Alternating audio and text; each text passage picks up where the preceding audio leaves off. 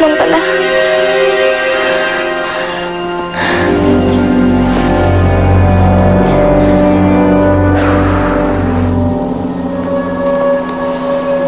Bangungot. Gagawin kong isang malaking bangungot, Benito, ang pagbabalik natin sa buhay ng pamilya Puentebella. Paano po yun, ma'am? Ano gagawin natin?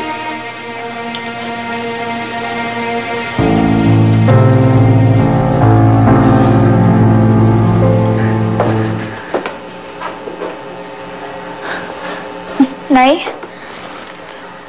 O, Maylene.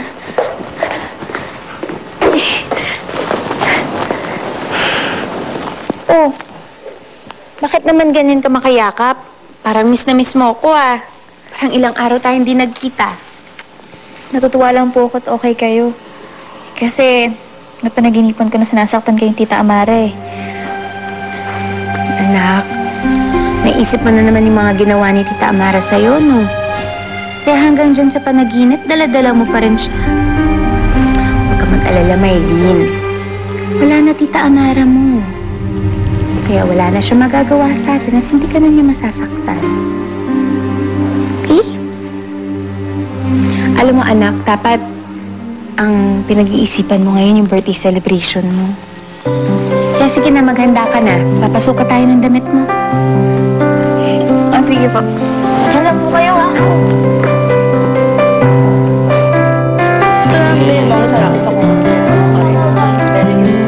Masarap to. Mas maraming chocolate eh. Ito, bali yung pagpipilian. Ano kaya, no? Eh, lasang peanut butter lang yun eh. Parang di kayo makapili, ah. Try ko. Bawal saan matamis. Diabetic ako. Gusto nyo lahat na lang yan. Kunin na natin. Para hindi na kayo magtalo. Lahat? Ferdinand naman. Oo, kung meron pa kayong halo-halo flavor na cake, gawan nyo pa. Oo. Halika.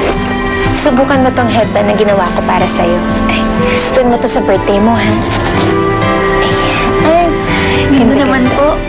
salamat. Tapos mamili kang dress mo dito, anak. Yung babagay dyan, ha? Sige. Tulungan niyo po ako ah. Sige. Ito.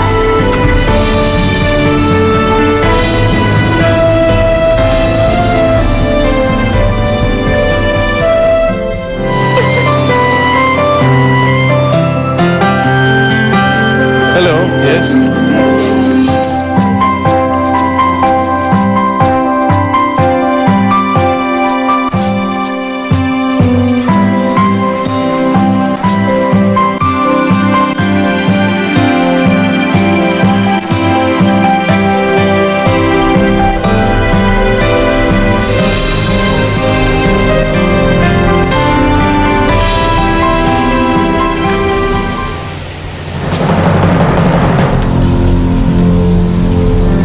Tao ba dyan?